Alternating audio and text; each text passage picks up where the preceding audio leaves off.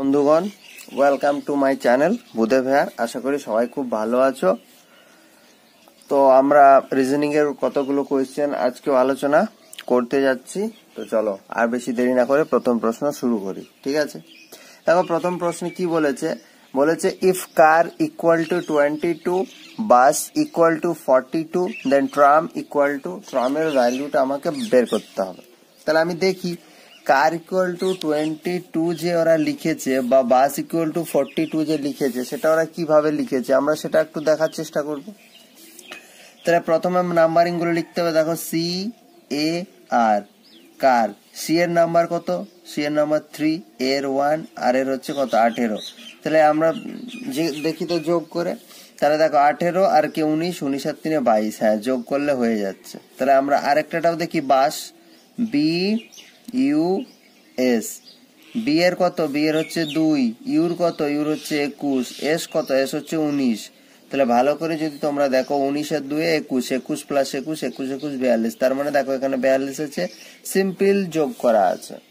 তাহলে টি আর A M, tram. তাহলে টি আমরা কত জানি? টি আমরা জানি হচ্ছে 20, টি 20, আর হচ্ছে 18, এ হচ্ছে 1, এম হচ্ছে 13। তাহলে ভ্যালুটা কত আসছে? ভ্যালুটা আসছে 13 আর কে 14, 14 আর 20 হচ্ছে 34। তাহলে 34 এর সাথে 18 যোগ করতে হবে। 8 আর 4 12, 12 2, হাতে থাকলো 1, 3 আর কে 4 আর কে 5, মানে 52 হয়ে যাচ্ছে। ট্রাম ইকুয়াল টু হয়ে যাচ্ছে 52। দেখো অপশন বি তে আছে। বুঝতে পারলাম? সিম্পল ছিল, প্রশ্নটার মধ্যে তেমন কিছুই ছিল না।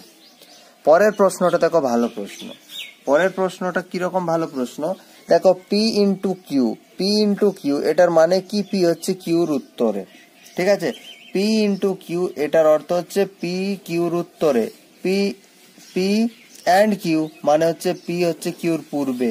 পি এই যে সিম্বল জানি না এটাকে কি বলে, এটার মানে হচ্ছে পি হচ্ছে কিউর দক্ষিণে। তাহলে আমরা এই যে একটা ইকুয়েশন দেওয়া আছে, এই ইকুয়েশনে এফ এর সাপেক্ষে এইচ কোন দিকে আছে সেটা আমরা একটু ক্যালকুলেট করার চেষ্টা করব। তাহলে প্রথমে দেখো, প্রথমে ছোট ছোট আসছি, প্রথমে এই দুটো নেব, ডি অ্যান্ড ই। তাহলে পি অ্যান্ড কিউ মানে কি? পি হচ্ছে কিউর পূর্বে, তাহলে এখানে ডি হচ্ছে নিশ্চয়ই ই এর পূর্বে। আগেরটা পি আগে আছে, পি হচ্ছে কিউর পূর্বে, তাহলে এটাও কি ডি ই এর পূর্বে। তাহলে এই হলো ই, এর পূর্বে রইল ডি, ঠিক আছে? এরপর যাব এই দুটো, এই সিম্বলটা দেখো কি আছে, পি হচ্ছে কিউ এর দক্ষিণে, তাহলে এখানে ই হচ্ছে এফ এর দক্ষিণে, তাহলে এফ এর দক্ষিণে এখানে ই থাকবে।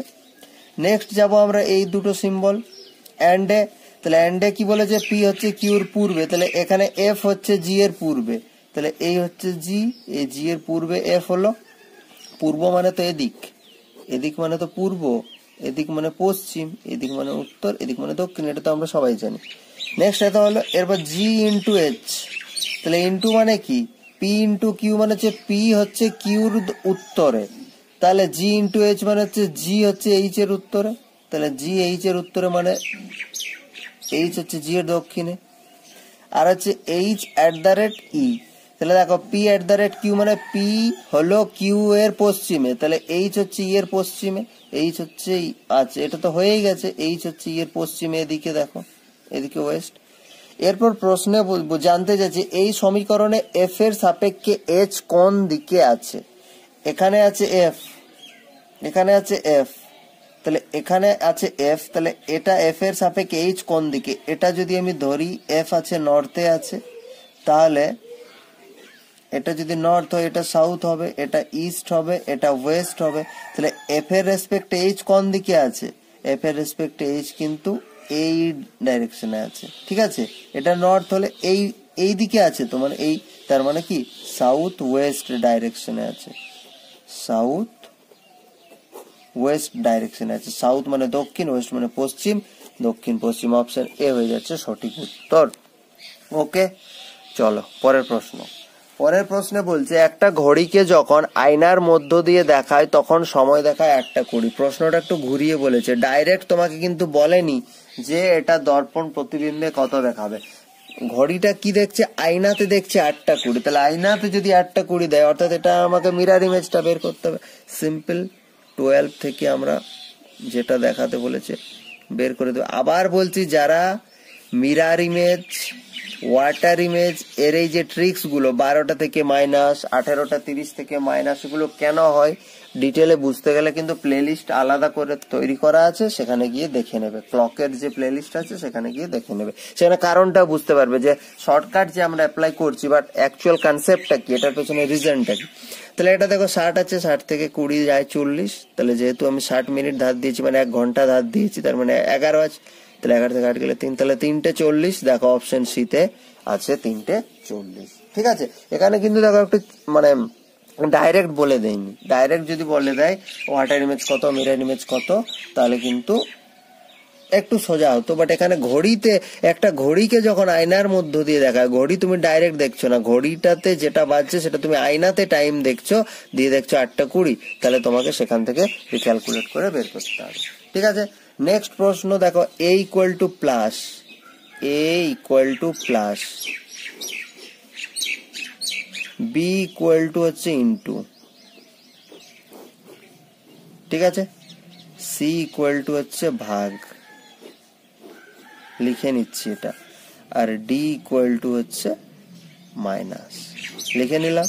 এরপর আমাকে একটা ইকুয়েশন বলতে পারো, 144 c 12 a 18 d 4 b 6, এটা সমান কত হবে। তাহলে আগে আমরা সাইন গুলো পুট করবো। তাহলে 144 c মানে ভাগ 12, a মানে প্লাস 18, d মানে মাইনাস 4, b মানে ইন্টু 6। তাহলে 144 প্রথমে ভাগের কাজ, তাহলে এটা সবাই জানে 12 হবে, প্লাস 18 মাইনাস ভাগের কাজের পর কি গুণের কাজ, 4 6 24। তাহলে 12 আর 18 যদি যোগ করে 18 × 10 30 মাইনাস 24, তাহলে 30 থেকে 24 মাইনাস করলে 6 হয়ে যাচ্ছে সঠিক উত্তর। অপশন ডি তে 6 ছিল, 6 হয়ে যাচ্ছে সঠিক উত্তর। ঠিক আছে, তাহলে দ্যাটস এনাফ আজকে পর্যন্ত, দেখা হচ্ছে আবার পরের ভিডিওতে। Thank you.